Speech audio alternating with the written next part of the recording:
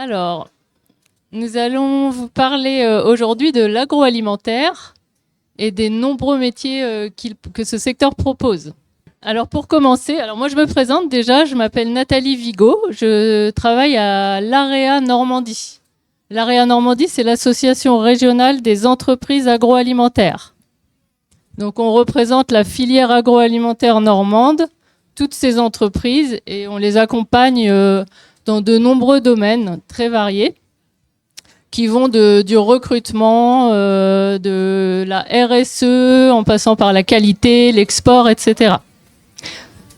On va commencer par une petite définition et après quelques éléments généraux sur l'agroalimentaire, je passerai la parole à Benjamin et Estelle qui pourront vous parler de leur parcours scientifique pour jusqu'à leur poste actuel dans l'agroalimentaire. Alors une définition, l'agroalimentaire, c'est la transformation des matières premières issues de l'agriculture, l'élevage ou la pêche en produits finis, donc en aliments prêts à la consommation. C'est-à-dire tous les aliments que vous pouvez trouver dans votre caddie au supermarché. Donc c'est vraiment la fabrication de ces produits-là. Donc en fait, vous connaissez tous finalement l'agroalimentaire en tant que consommateur. Ce qu'il y a dans votre assiette, la plupart du temps, ça vient de l'industrie agroalimentaire. Si par exemple vous pensez à votre petit déjeuner, si vous pensez à tous les produits qu'on peut consommer au petit déjeuner, la plupart ils viennent de l'industrie agroalimentaire. Sauf peut-être par exemple le pain qui vient de la boulangerie, ou si vous allez acheter votre lait à la ferme, mais c'est assez rare, ou le beurre à la ferme. Donc tout le monde est concerné et donc c'est un secteur très important parce qu'on nourrit la population finalement. La plupart des personnes qui travaillent dans ce secteur, ils sont fiers d'avoir travaillé les produits qu'on voit ensuite dans les magasins. Donc économiquement, c'est aussi un secteur très important dans notre région, avec beaucoup d'emplois. Donc je vais bien la diapositive. Alors en fait, dans l'agroalimentaire, on a beaucoup de secteurs d'activité qui correspondent aux produits fabriqués. Donc il y a l'industrie de la viande, l'industrie du lait, l'industrie des légumes, l'industrie du poisson, etc. Vous avez quelques petits produits là en photo. Alors on peut parler de marques, par exemple dans la Manche, qui sont très connues. Dans le secteur de la viande, là il y a un petit steak haché, il y a l'entreprise Socopa. Le beurre, ça peut être Elevir. Vous avez en fruits et légumes transformés l'entreprise Florette qui est très importante. Au niveau du chocolat, les Chevaliers d'Argouche. Voilà, c'est quelques exemples d'entreprises locales. Mais on a énormément de marques très connues en Normandie. On peut passer la diapositive. Donc en Normandie, on a plus de 27 000 emplois et plus de 600 établissements agroalimentaires dans toutes les filières que j'ai citées, avec de nombreuses marques très connues. Alors là, c'est quelques chiffres, mais je ne vais pas m'étendre dessus. Je vais passer directement à la diapo suivante. Et au niveau des métiers, en fait, ils sont très variés. On a beaucoup d'entreprises qui vont proposer 80 métiers différents, 90 métiers différents, dans tous les domaines. C'est-à-dire, alors il y a la production, la fabrication, c'est vraiment le cœur de l'entreprise. On a 70% des salariés qui travaillent en fabrication dans l'agroalimentaire. Alors, au niveau de la fabrication, vous allez avoir des métiers comme chef d'équipe, conducteur de ligne, conducteur de machine. Il y a aussi tout ce qui est maintenance, entretien et réparation des machines, avec des techniciens de maintenance par exemple. Et autour des métiers de la fabrication, il y a tous les métiers de la conception et du contrôle. Donc les deux intervenants qu'on a vont parler plutôt de cette partie-là, c'est-à-dire tous les métiers de la qualité ou bien les métiers de la recherche et du développement. Donc en qualité, on a les techniciens de laboratoire, par exemple, chargés de mission, responsable qualité. En innovation, ça peut être technicien ou responsable recherche et développement. Et ensuite, l'autre gros bloc, ça va être le commercial et la logistique. Donc en commercial, tous les métiers de la vente, du marketing.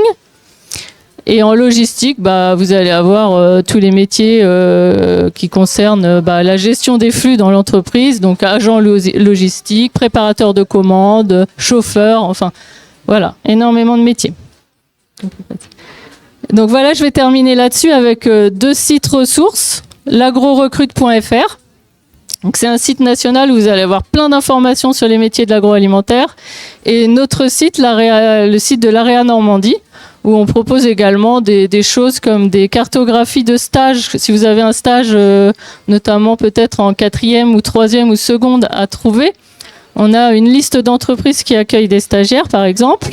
On a des cartographies d'entreprises et beaucoup de vidéos métiers qui ont été tournées dans des entreprises agroalimentaires normandes. Voilà, moi je reste à votre disposition sur l'espace agroalimentaire qui est à l'entrée du salon. On a une dizaine d'ateliers où vous pouvez fabriquer des petites choses, vous pouvez faire des analyses en qualité et il y a un escape game également. Donc n'hésitez pas à venir. Je vais laisser la parole à nos 2 intervenants. Merci. Bonjour à toutes et à tous. Donc moi je m'appelle Estelle, j'ai 29 ans, ça fait 6 ans que je travaille dans l'agroalimentaire.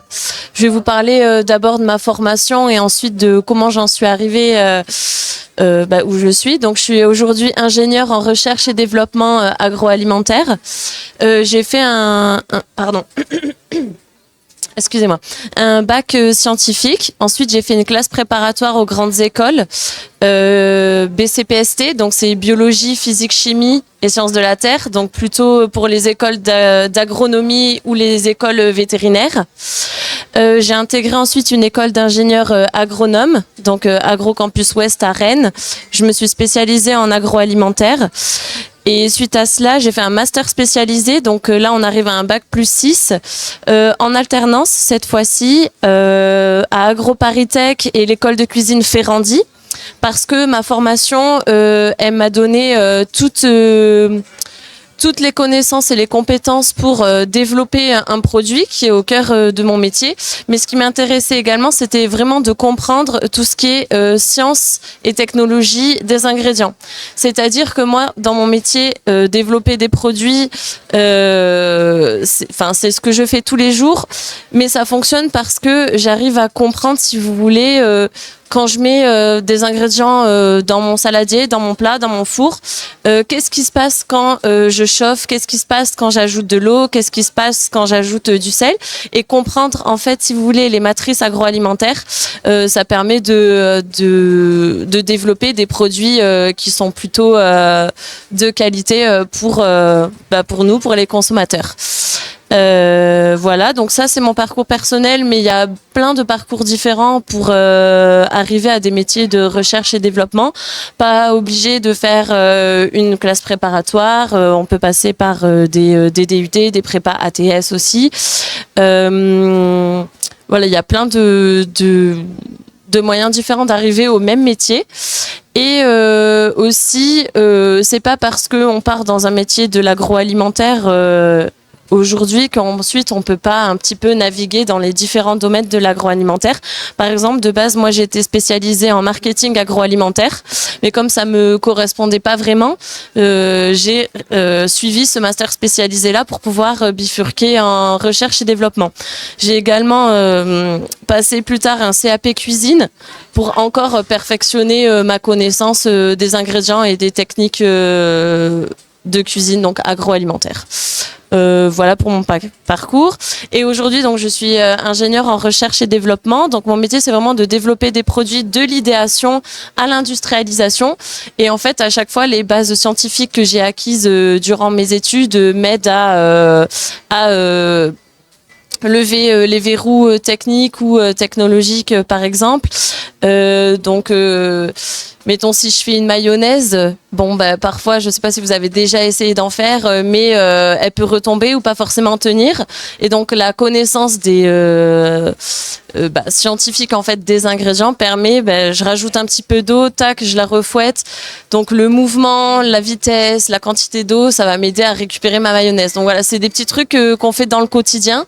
Et en fait, en agroalimentaire, c'est hyper important de savoir tout ça. Voilà, ça c'est pour la phase conception. Et ensuite, tout ce qui est process industriel, là aussi, tout ce qui est démarche scientifique est hyper important pour tout ce qui est, par exemple, les températures de cuisson, les temps de cuisson, tout ce qui est aussi stabilité microbiologique. parce que vous savez que c'est aussi une partie super importante en agroalimentaire, tout ce qui est moyen de conservation.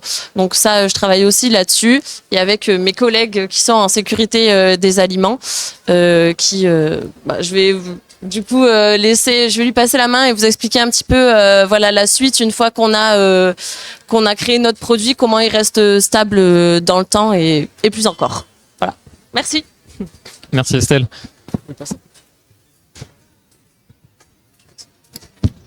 Voilà. Donc moi je me présente, je m'appelle Benjamin Duquet et donc je suis responsable de projet en microbiologie des aliments.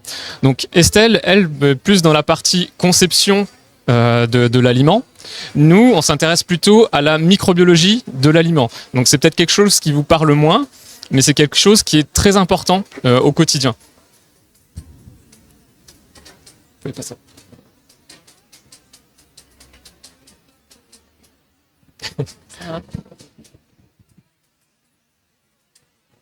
Sinon on va faire 100, c'est pas grave. Donc au niveau de mon parcours, j'ai un parcours un peu atypique parce que j'ai pas commencé par l'agroalimentaire. Donc à la base, j'étais préparateur en pharmacie. Donc globalement, on fait le même travail que le pharmacien, mais on est moins bien payé. Donc j'ai voulu quand même devenir pharmacien, mais je me suis rendu compte que la fac, c'était pas pour moi. Parce qu'il faut savoir que la fac, ça convient pas à tout le monde. C'est un univers un peu spécial quand on sort d'un lycée. Et donc voilà, je me suis rendu compte que c'était pas pour moi. Et j'ai voulu me réorienter, donc retour à la case départ, mais où aller? Et donc je me suis un peu renseigné et j'ai regardé les filières qui étaient porteuses.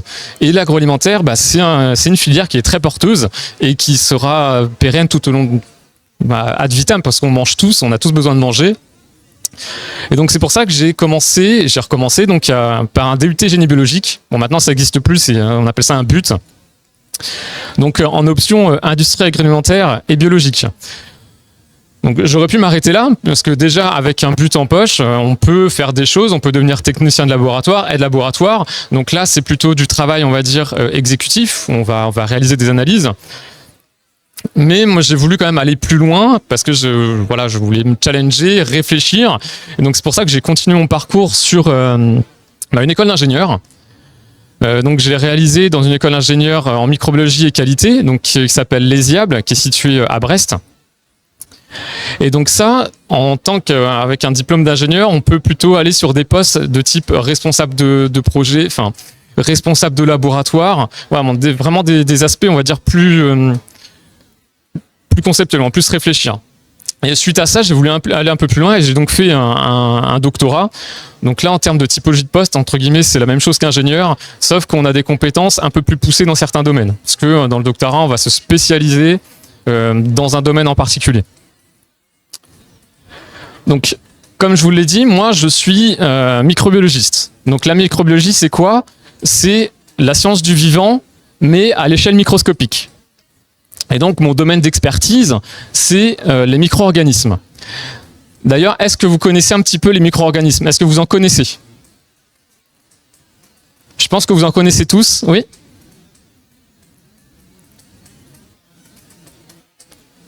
Exactement. Donc, pour ceux qui n'ont pas entendu, il y a les bactéries, les virus, les champignons, les parasites, les principaux, et les prions. Donc voilà, c'est des petites bébêtes qu'on ne voit pas à l'œil nu. Bon, il y avait des petites photos, mais on ne les voit pas. Et moi, je pense que vous en connaissez tous, le virus, le Covid. Donc, c'est un virus, c'est un micro-organisme. Je pense personne n'y a manqué. Et à votre avis, ces micro-organismes, où est-ce que je peux en trouver? Oui. Pardon? Exactement. Dans la nature, on en trouve absolument partout. Que ce soit dans le sol, dans l'eau, sur cette table, sur nous, parce qu'on est porteur de milliards de micro-organismes, et également dans notre intestin.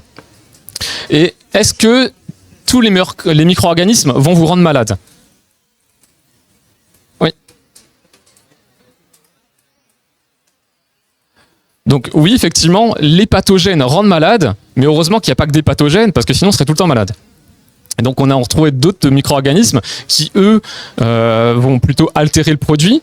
Par exemple, si vous laissez votre escalope de dinde dans le frigo un petit peu trop longtemps et que vous l'ouvrez, vous verrez que le produit il aura changé de couleur, il va devenir poisseux, ça va sentir mauvais. Globalement, ça rend pas malade, mais c'est pas bon. Et on va retrouver aussi d'autres micro-organismes où on va ajouter intentionnellement dans le produit. Et d'où mon autre question, est-ce que vous avez déjà consommé des micro-organismes? J'entends. Oui. Alors, oui, involontairement, mais il y en a, on ingère volontairement. Et c'est par exemple, oui. Exactement, le fromage. Je pense que ça, vous en avez tous consommé, mais par exemple, le camembert, la croûte du camembert, si elle se forme, c'est grâce à des micro-organismes. Et je pense également au roquefort, où les taches bleues que vous voyez, c'est des moisissures. Donc, on a tous consommé des micro-organismes, volontairement ou involontairement. Parce que ça arrive qu'il y ait des bactéries pathogènes qui se retrouvent sur l'aliment. On ne le voulait pas à la base, mais c'est comme ça. Et du coup, on va l'ingérer. Et du coup, il y a possibilité de tomber malade. Et c'est là, en fait, que la relation entre l'aliment et la bactérie pathogène, le but pour le consommateur, enfin de l'industriel, c'est de garantir la sécurité des aliments.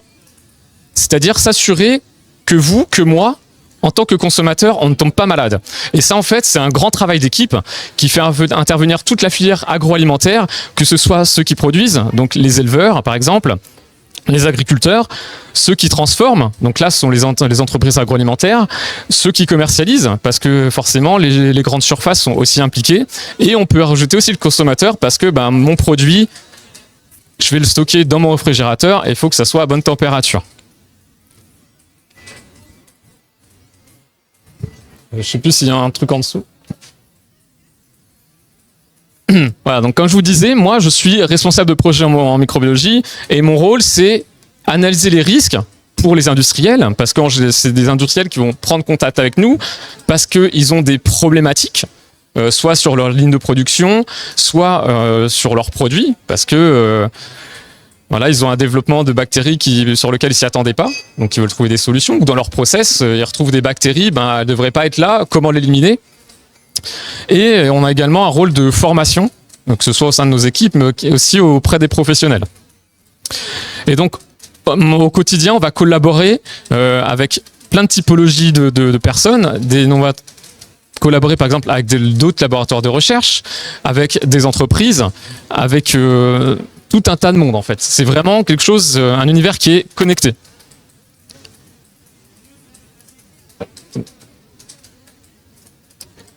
Donc mes missions quotidiennes sont vraiment très larges. Alors on va dire que j'ai deux aspects, et ça c'est le côté centre technique, parce que Actalia est un centre technique, c'est-à-dire qu'on a l'interface entre le professionnel, l'entreprise et la recherche académique. Donc on a un volet très appliqué auprès des professionnels, et là par exemple concrètement c'est les accompagner dans leur validation de durée de vie, et donc notamment, je pense que vous en avez tous entendu parler, c'est la DLC, donc la date limite de consommation. Donc c'est pas une date qui est posée comme ça en claquant des doigts, c'est en amont. Il y a beaucoup d'études qui sont faites pour s'assurer que le produit va rester sûr pour le consommateur. Ça, c'est un aspect qui est vraiment très important. Et pour ce faire, on peut étudier le comportement de certains pathogènes, où on va chercher à inoculer intentionnellement la bactérie dans la matrice, et on va étudier son comportement. Et à partir de ça, on va pouvoir fixer une date limite de consommation.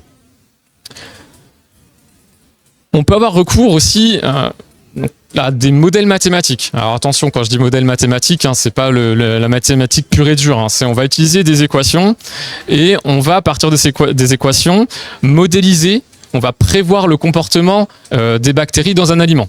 Donc là, on reste dans la théorie, mais ça permet de pouvoir faire varier différents paramètres. Et là, ça va rejoindre un petit peu le travail d'Estelle. On va pouvoir, par exemple, si on travaille sur la formulation et qu'on va modifier, par exemple, le pH, donc c'est, on va dire, le niveau d'acidité de mon produit, on sait que ce pH va avoir un impact sur le développement des micro-organismes. Par le biais de ces modèles, on peut prédire le comportement rapidement, facilement, sans besoin de refaire une formulation, enfin de reconcevoir le produit, de refaire des tests. Un autre aspect de mon travail, c'est évaluer l'impact des procédés. Avant d'être mis sur le marché, et je pense notamment aux boîtes de conserve, c'est le but, elles sont traitées thermiquement. Donc selon différents procédés, mais le plus classique pour ce type de conserve, c'est la stérilisation. Le but de la stérilisation, c'est d'éliminer toutes les bactéries dans l'aliment, que ce soit ses formes végétatives ou également ce qu'on appelle les spores. Mais ça, faut l'évaluer. Parce qu'on ne va pas définir un barème comme ça en disant bon bah tiens, je vais appliquer ça 5 minutes pendant à 95 degrés, puis on verra bien ce que ça donne. Non, il faut l'évaluer. Et c'est pareil, si dans mon procédé de transformation, j'ai une étape de séchage, cette étape de séchage va avoir un impact sur mon aliment, mais également sur les bactéries qui vont être dans mon aliment. Et donc ça, en fait, on va accompagner le professionnel pour justement déterminer l'impact de ce procédé. Et enfin, on va dire le dernier volet, c'est la prévention des contaminations. Parce qu'on produit, on va forcément avoir des contaminations de notre produit vers l'environnement et inversement. Et le but, c'est de limiter justement ce transfert de micro-organismes. Et donc là, on va plutôt aider à valider tout ce qui est procédure de nettoyage et désinfection. Parce que voilà, forcément, après une journée de production, on ne va pas laisser ça tout sale. On nettoie et on désinfecte. Donc voilà à peu près pour mes missions globales en lien avec les entreprises agroalimentaires. Et il y a un autre volet de mes missions qui concerne plus les projets publics. Donc là, c'est des projets collaboratifs. Donc là, c'est des projets où on va collaborer avec plein de partenaires, que ce soit des agences nationales. Je ne sais pas si vous connaissez l'ANSES, donc qui est l'Agence nationale de la sécurité des aliments et de l'environnement et de la santé au travail. Également l'INRAE, donc là, c'est l'Institut national de la sécurité des aliments. On va également collaborer avec des universitaires, que ce soit l'université de Montpellier, l'université de Caen, également Saint-Lothaire, on peut travailler avec, mais également d'autres centres techniques, parce que Actalia, c'est pas le seul centre technique, il y a d'autres centres techniques en France. Donc voilà. Et puis, sans oublier la région, parce que on va dire, faire des projets, ça nécessite de l'argent, il faut être financé. Et la région participe régulièrement donc, au financement de ces projets. Et donc là, les projets, on va se dire que c'est moins dans l'applicatif direct pour protéger le consommateur, mais c'est du plus long terme et c'est vraiment plus dans l'exploratoire, dans la réflexion fondamentale. Et aujourd'hui, les problématiques les plus importantes, ça va être les emballages. Donc, je ne sais pas si vous en avez entendu parler, mais les industriels ont obligation de réduire les emballages à usage unique. Donc soit en réduisant totalement les emballages à usage unique, soit en utilisant des emballages qui sont réemployables, soit recyclables. Mais la réemployabilité, c'est-à-dire ça nécessite de réutiliser un même emballage, et ça nécessite aussi de le nettoyer et le désinfecter correctement. Ouais. Et il faut donc s'assurer que la nouvelle utilisation, en fait, notre emballage il est propre, il ne va pas contaminer vos produits. On peut également s'intéresser à la persistance de pathogènes. Donc, les pathogènes, on les retrouve dans l'environnement. Et ça arrive que certains se glissent dans des micro-rainures et arrivent à persister dans l'environnement. Et ensuite vont venir recontaminer un produit.